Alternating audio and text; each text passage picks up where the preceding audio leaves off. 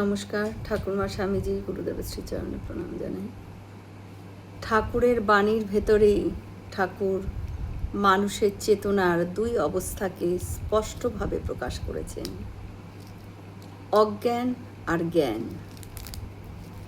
অজ্ঞান ব্যক্তি মনে করে ঈশ্বর আকাশের ওপারে, স্বর্গলোকে বা কোন দূর অজানা স্থানে বিরাজমান।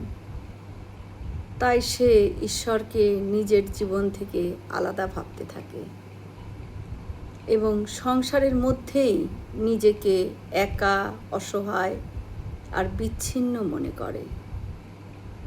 কিন্তু জ্ঞানী ব্যক্তি উপলব্ধি করে যে ঈশ্বর কোথাও দূরে নেই, তিনি সর্বত্র বিরাজমান এবং বিশেষ করে নিজের হৃদয়ের মধ্যেই অন্তর্যামী রূপে অবস্থান করছেন।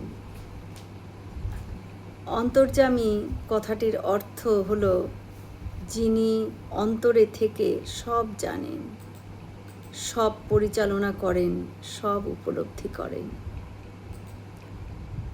এই উপলব্ধি হলে মানুষের মধ্যে ভয়, দুঃখ, একাকিত্ব সব চলে যায়, কারণ সে অনুভব করে যে ঈশ্বর সর্বদা তার সঙ্গে আছেন। তখন সাধনা বাইরে নয়, অন্তরে রূপ নেয়। তখন মন্দির খোঁজার আর প্রয়োজন হয় না, নিজের হৃদয়ই হয়ে ওঠে মন্দির। এই শিক্ষা আমাদের বাহ্যিক আচার থেকে অন্তর্মুখী ভক্তি ও আত্মজ্ঞান লাভের দিকে পরিচালিত করে।